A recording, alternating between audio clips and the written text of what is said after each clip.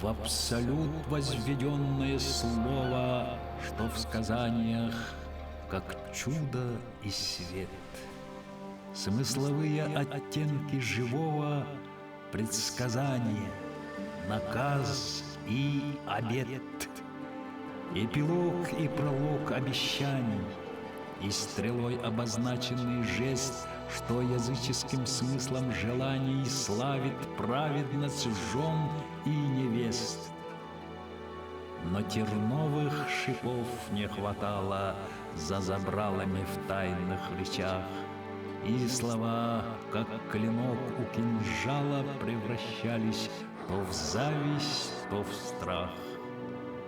Но в сюжетах с пространством и знанием, в ритмах звуков, летящих как свет, чье-то слово со смыслом признания становилось значением лет.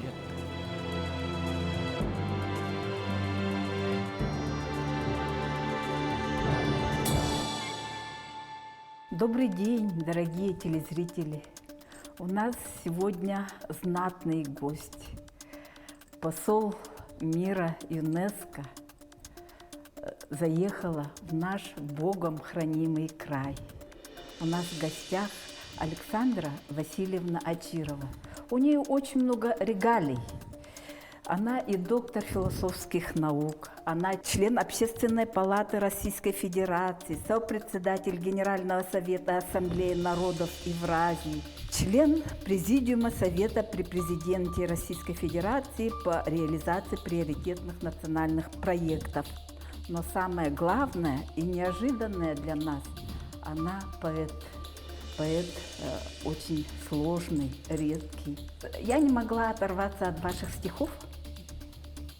У вас стихи философские. Это и размышления, это даже молитва, какое-то откровение. Спасибо. Поэзия – это особый вид культуры, которым воспользовались все без исключения народы. И, как правило, даже эпос, который лежит в основе вообще всех направлений культуры того или иного народа и вообще человечества, использовали эту форму для того, чтобы сделать ее понятной, во-первых, во-вторых, смысловой и запоминаемой для памяти. То есть вообще многие религии свои первоисточники имеют в стихотворной форме, чтобы каждый человек мог определить свою идентичность в самом высоком. Поэты это, на мой взгляд, люди, которые в любой стране обладать должны каким-то пророчеством. И вот сейчас как раз то время, когда поэзия и поэты не имеют переполненных залов и стадионов, хотя за застольями каждый пытается зарифмовать пожелания другому именно в такой форме, потому что это считается, ну, как бы особой честью получить такое приветствие, похожее на оду, и тем самым возвысить человека хотя бы теми словами, которые потеряли свое пространство в повседневной жизни. Поэты для русского языка, прежде всего Пушкин, сохранили язык для того, чтобы человек не потерял свое человеческое лицо в этой цивилизации. Я каждый день молюсь стихами, они как праведный сюжет. Меня коснувшийся поэт всю жизнь прожил над облаками, благословляя каждый день, где с вечным трепетом познания он там встречал земную тень в холодном поле мироздания, где ангел нас спасал не раз от любопытства искушений. Но мы теперь уже одни. Мы долго шли и долго ждали, считая ночи или дни, как Богом данные скрижали. Было время, когда поэты собирали стадионы. Ну, это время шестидесятников. Один из них, Евгений Евтушенко, обронил такую фразу: «Поэт в России больше, чем поэт». Вы сейчас обрисовали сегодняшнее наше время. Можете себе примерить каким-то образом это выражение? Он говорил это тогда, когда было все на взлете. Поэтами рождаются тогда, когда захочет Бог. А поэзии невозможно научиться. Я себя считаю поэтом только после того, когда для меня авторитетные люди, филологи, в частности Николаев Петр Алексеевич, который крупнейший филолог, он это обозначил и даже призвал меня не заниматься другими видами деятельности, которым я обучалась. Одно дело, когда человек публикует свои произведения, другое дело, когда он мыслит как поэт. Вот в моем случае, то есть я родилась такой, и для меня слово, оно всегда было очень важным, оно было той содержательной магией, а знания, которые были получены, скажем, в университетах и диссертациях, они только помогают смотреть на мир чуть глубже, чуть выше, с учетом уважения к тому опыту, который уже оставило человечество. Когда рождаются поэты, никто не ведает, когда. Поэт рождается со светом, как в небе новая звезда. Но в час, когда его не стало, что он здесь был, узнали все. Его звезда с небес упала, но свет остался на земле. А та, что так его любила, уже без памяти и сил, ему с укором говорила: «Зачем ты здесь меня забыл?» Поэты темы, я думаю, не выбирают, они лежат всегда на поверхности или витают в воздухе. Очень многие поэты служили государству, в том числе мой любимый поэт Александр Сергеевич Пушкин, потому что они ценили то, что есть вокруг, то, что является нерукотворной природой, где красота вообще затмевает все. Но если бы не было поэтов, то, возможно, все бы чувствовали по-разному, какой-то трепет, может быть, ощущали. Поэзия оставляет в голове человека особые слова на всю жизнь, если он это читал, и если это не два прихлопа, три притопа, а глубокие, в лучших традициях, философские мысли, потому что не случайно изначальные философские системы подавались в ритмичной форме стиха. Разговаривая с вами и даже читая вас, видно, что вы мыслитель, вы философ. Ну, можно А не сказать. мешает поэзии? Если вы проанализируете даже названия моих книг, то вы и поговорите со мной на философские темы, то вы увидите, что у человека есть свое представление о мире, о проблемах этого мира.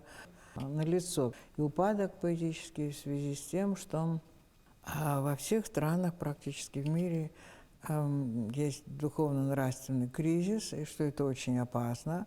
Идет борьба за ценности, не только уже за ресурсы, за чужие границы там, и так далее, вокруг ценностей. И поэзия, она носитель самых высоких ценностей. Ее преимущество, на мой взгляд, заключается еще в том, что поэзия всегда может звучать и быть понята от первого лица, если это не роман в стихах. И если он имеет смелость, ну что такое почувствовать весь мир, понять самоценность человеческой жизни и сказать: люди, будьте осторожны, если вы хотите жить и сохранить эту жизнь для своих детей.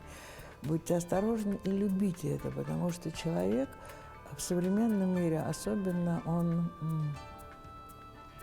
зажат в механистические формы выживания, где он как винтик какой-то большой машины, И вот он остановился, вдохнул чистый воздух. Поэтому, понимаете, вот поэзия, она говорит о том, что оставайся человеком и сохрани вот это все, потому что вот это все механистическое, оно выталкивает человека. Человек вытолкнут в эти сферы выживания, в то время как он должен быть центром всего, центром политики, он должен быть центром мироздания, потому что он то подобие мыслей и чувств, которое является уникальным.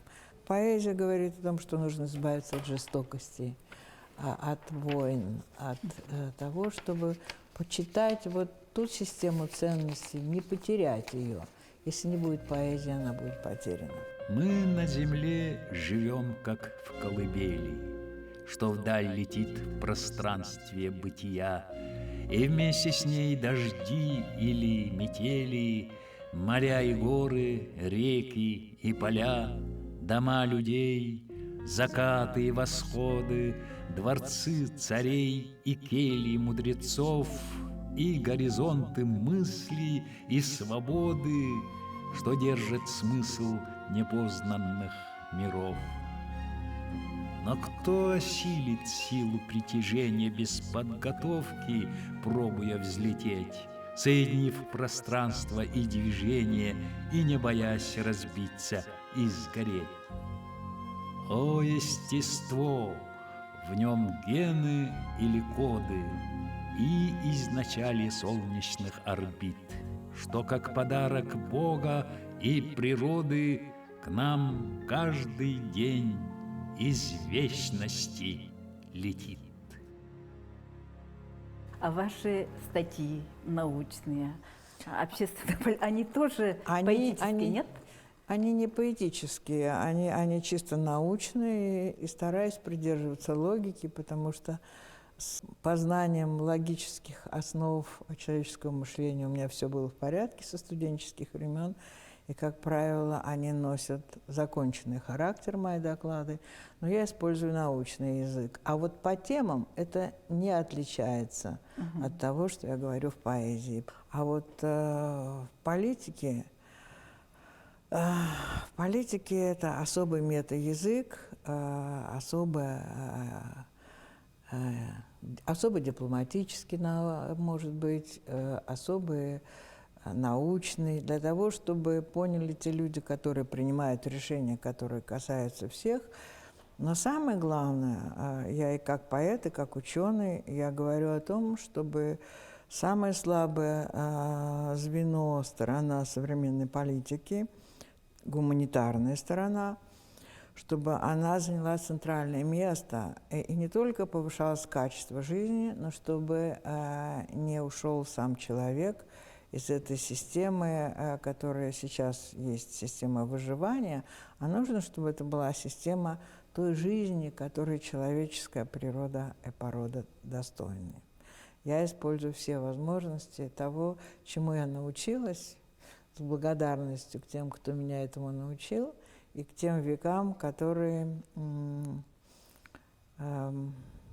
дали жизнь тем людям, несмотря на жестокие войны, конфликты, дворцовые перевороты, тем людям, которые обеспечили поколенческую преемственность, сохранив культуру как самую смыслообразующую сферу. Смыслы – это самое устойчивое, что есть в человеке. Если он теряет, как это происходит сейчас, то история цивилизации нам показывает о том, что вслед за тем процессом, когда рушатся смыслы по тем или иным причинам, современные тому периоду структуры не могут удержать, то рушится целая цивилизация, и изнутри разрушается человеческая личность, начинается хаос. Мы застали советское время, советское стабильное время. Вам как сейчас чувствуете себя в эпоху перемен? Цель для всех особо понятная каждой матери, каждой женщине, которая тревожится за своих детей, это сохранить жизнь.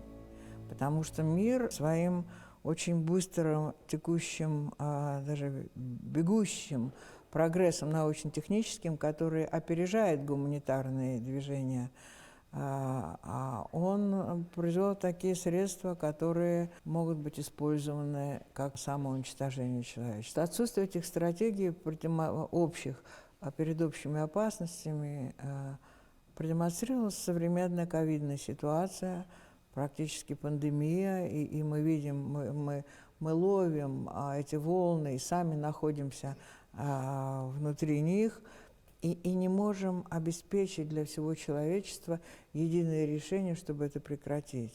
Это не просто беспомощность, это интерес каких-то отдельных компаний, которые это производят, недоговоренности, потому что чему-то не доверяется, что-то не просчитывается, что-то не производится. Знаете, должен быть общечеловеческий интерес, и любой национальный интерес не должен обходить вот то, что касается всех. Политика – это искусство возможного, и многие называли ее грязным делом, потому что должна быть ответственность не только профессиональная для каждого вслед за клятвой Гиппократа, но и ответственность политиков за свою деятельность или бездеятельность того, что творится в мире, потому что он стал другим. Ну вот то, как я себя сейчас ощущаю, я ощущаю, конечно, свое время, потому что мозг мой старается следовать тому, чему я научилась, то есть смотреть на мир целостно. И меня больше интересуют проблемы высшего порядка, порядок происхождения, Вселенная, космос. Я не могу без этих мыслей обойтись. Очень многие называют меня по характеру того, о чем я пишу, представителями русского космизма в поэзии. У меня больше возможностей, чем когда я была моложе и менее знакома с теми возможностями, которые существуют в советское время. Но я особых преимуществ я не вижу. Мне кажется, что я, не за то, что распалась наша страна, единственная евразийская страна в мире. Я думаю, что нужно было предоставить больше свободы, понимания других культур, что обозначил недавно в одной из конференций, в которой я участвовала, с Алжасом Сулейменовым. Он сказал, что он в 1979 году сказал, что вот периоды поиска независимости, они потом сменятся вот той взаимозависимости, осознанной, потому что проблема планетарного сознания – это очень сложная вещь, она поставлена в качестве ключевых проблем ООН и ЮНЕСКО для того, чтобы люди смогли осознать все опасности и все возможности развития нашего времени, не улыбаясь, не насмехаясь, а с пониманием того и тех простых истин, которые были сформулированы не нами. И вот на Востоке, как вы сказали, Конфуций сказал, не делай ничего такого другому, чего бы ты не хотел, чтобы делали тебе. Как сказал Кант, нет ничего выше звездного неба над нами и нравственного закона внутри нас. Чтобы идентичность, которая была сформирована эпосами, которые есть у каждого народа, чтобы она дополнилась тем уважением к тем людям, которые участвовали в формировании этой цивилизации. Сейчас эта цивилизация уже не может быть локальной. Этот мир уже взаимосвязан, что мы живем во Вселенной, что есть космос, который не всегда бывает добрым, что нужно понять общечеловеческие задачи чистой воды, чистого воздуха, безопасности наших детей, что есть проблемы вирусов, что есть то общее, что нас касается и как возможность развития, и как опасность.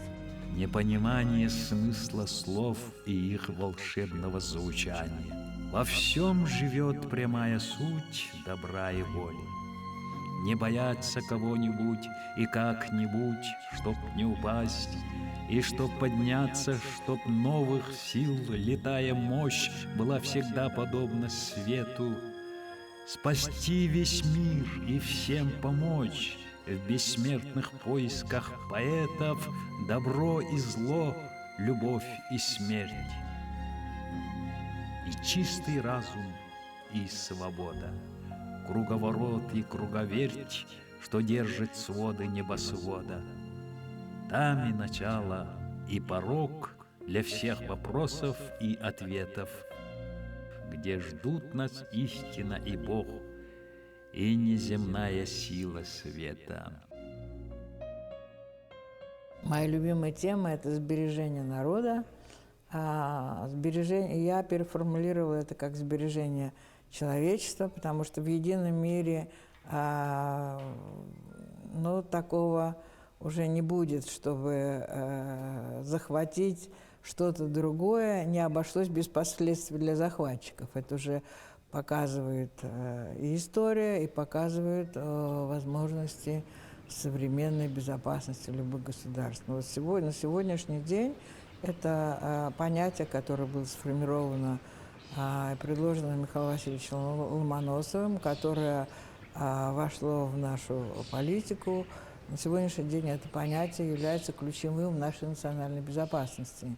Нравственность и культура, которые не всегда использовались для того, чтобы развивать человечество, что это является огромный потенциал развития. Нравственность – это огромная возможность и потенциал развития, которая должна присутствовать в культуре каждого народа и в законодательстве, и это должно касаться и распределения общих благ, и понимания тех законов, по которым должен человек жить и жить в обществе. Выступление Шваба о золотом миллиарде. Ну, как вы к этому относитесь? Нет оснований у этих людей, которые что-то придумали и получили на этом возможности манипуляции и воздействия на какие-то другие умы и так далее, брать на себя ответственность, произносить это, потому что когда-то за это придется ответить. Это что-то случилось с головой, придумать это, потому что идеи в других и более жестких формах были высказаны многими и пытались превратить это в действия, которые сопровождались уничтожением миллионов людей.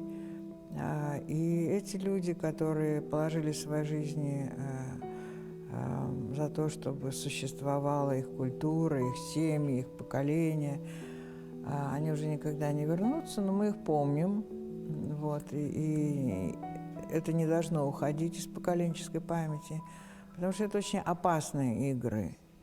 Опасные игры за счет того, что кто-то занимает какое-то место и придумывает такие концепции.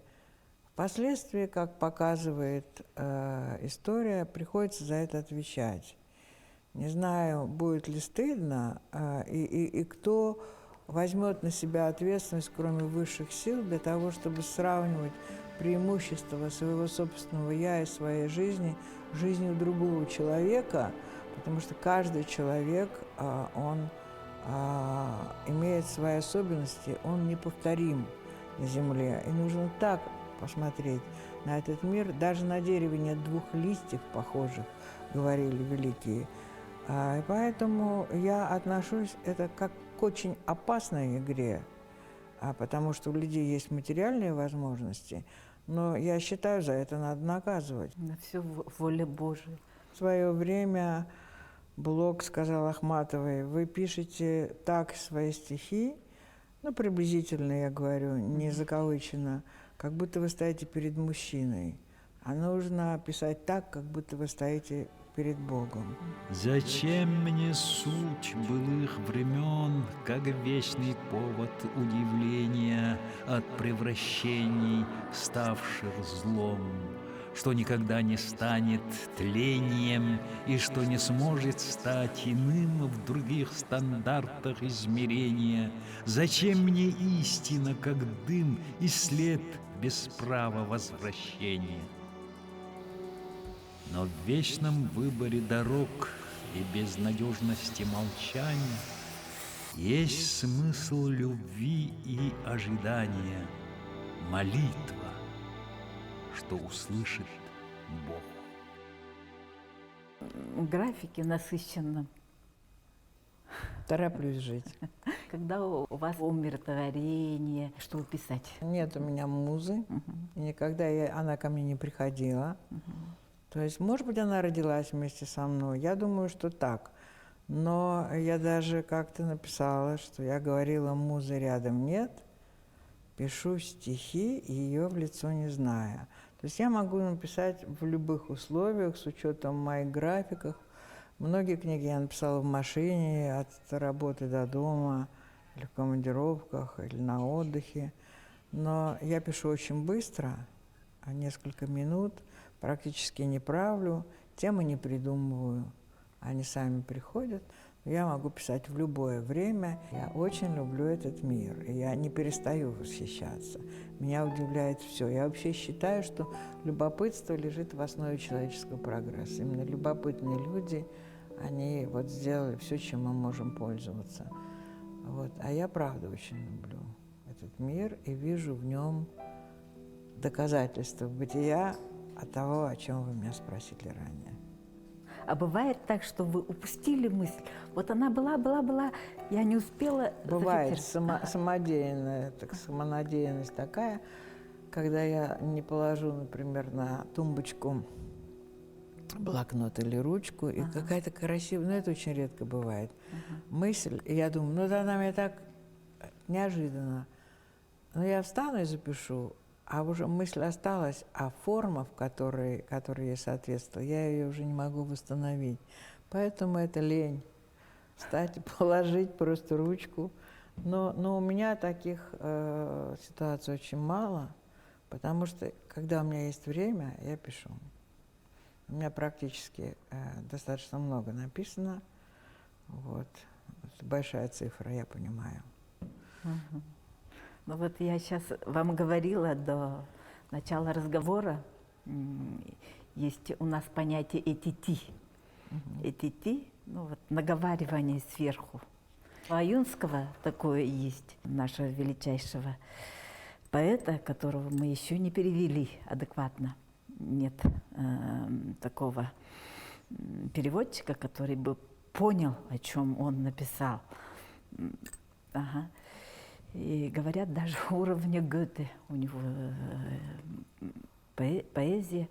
Но действительно, вот Андрей Исаевич когда-то ставил в 90-е годы, вот время вот этого вот Ренессанса, и вот он все время ставил Аюнского, и прямо мурашки бегали. Говорят, что у Андрея Исаевича самый его шедевр – это «Желанный голубой берег мой» по Чингизу Айтматову. А я считаю, Король что вот Лир по он любит еще. Да, «Король Лир», но я считаю, что это вот по Аюнскому «Улу Куданцу» величайший спектакль. По-любому. Вы знаете, то, что я написала «Поэтами рождаются тогда, когда захочет Бог», я считаю, что поэзии невозможно научиться. Стихи слагаются из боли и неравнодушия. Поэт должен видеть все, тогда он состоится на этой земле как поэт. Желто-голубое покрывало пряных трав, сиявших волшебством. Все на свете солнышком вставало, в небо поднимавшимся с крестом из лучей. Налево и направо вертикаль, направленная ввысь. Росы перекатывались в травах, и невесты в верности клялись. Молодица взглядом одарила, напоив студеною водой. Красоты языческая сила зажигала нимб над головой. Щеки от признания горели, в чистом небе белые стада собирались вместе и летели, но еще не ведая куда. Ах ты, Русь, с рассвета до заката в золотом свечении берез, велика, единственна и свята, с ощущением радости и слез.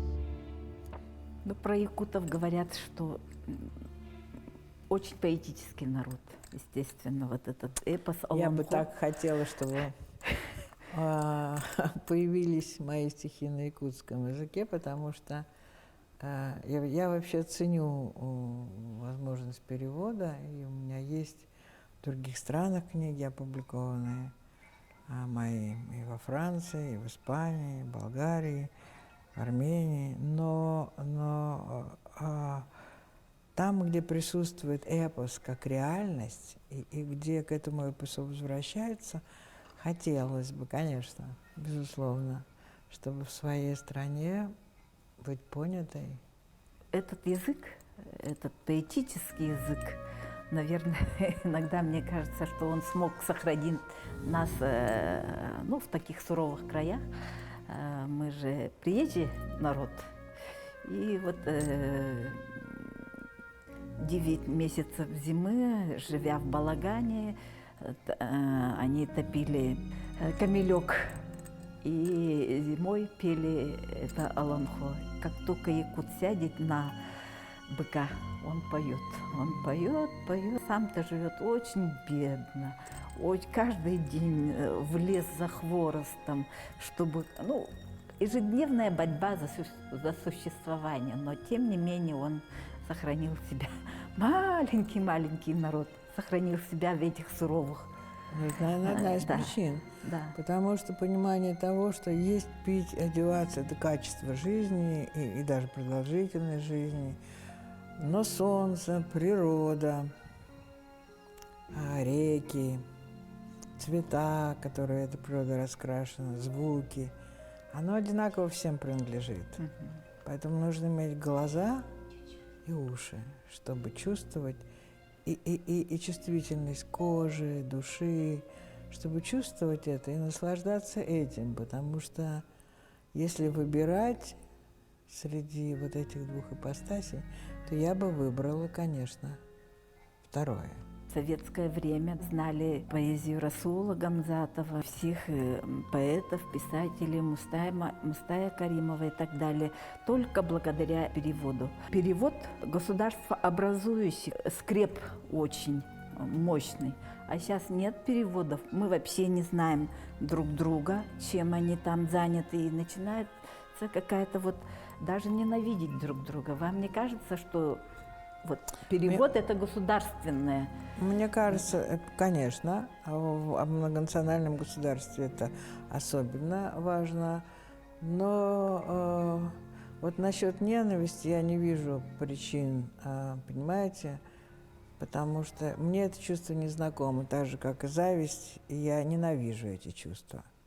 И каждому человеку, способному к такому чувству, ему нужно задуматься, кто я, если я на это способен без причин.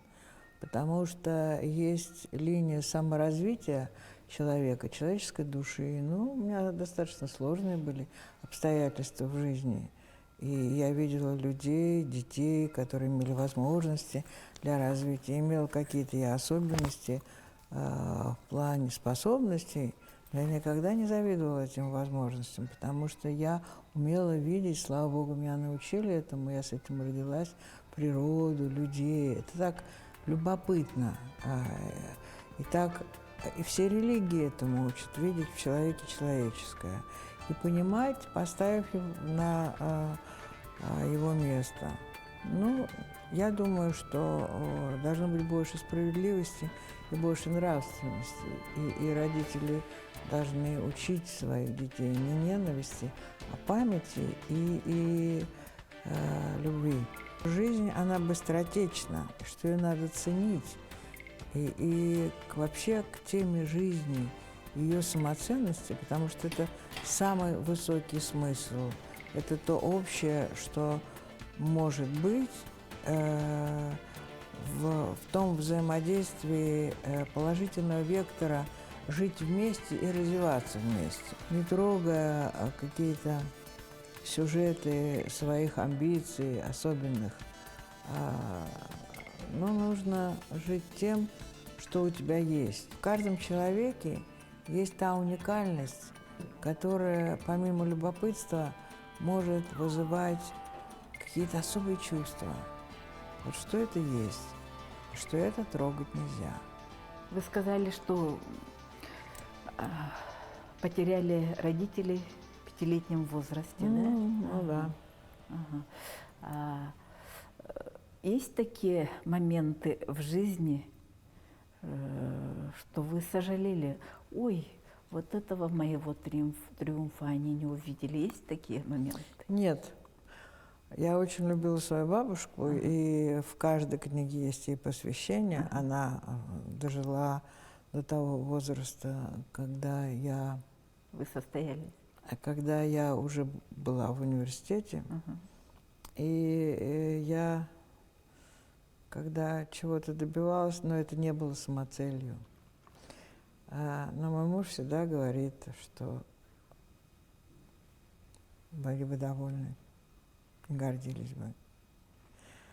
Поэтому я благодарна за то, что я получила такую комбинацию ген, которая мне позволила жить в том ритме высоком, в котором я жила, что я практически не болела, что я была здоровым ребенком, что я смогла в 5 лет читать классиков, что у меня были те или иные способности, которые позволяли без труда не быть зубрилой и получить те знания с помощью своей памяти. Я очень благодарна своим родителям. Я очень счастлива, что я прожила так, как и там, где я была. Ваш муж – герой Советского Союза. Да. Ага. Военный летчик. Да. Ага. И как уживается... И он печатает мои стихи, потому что у меня отвратительный почерк. Я пишу очень быстро, никто его так не понимает, как он. Он перед тем, как сдать книгу в издательство, приводит в порядок мои мысли. Не редактируя, но уже понимает все. И, можно сказать, они с дочерью заставили меня опубликовать первую книгу, и он следит за тем, чтобы это было регулярно, потому что он очень близкий мне человек. Он, наверное, тоже где-то поэт в душе, потому что авиацию выбирает от романтических чувств. Да, это правда. Ага. Да. Я пишу стихи своей рукой. Для меня бумага как живая, рифмы дня, как росчерк золотой в этом дне, отправленном из рая. Вижу все, что мне являет свет, россыпь звезд, похожая на чудо.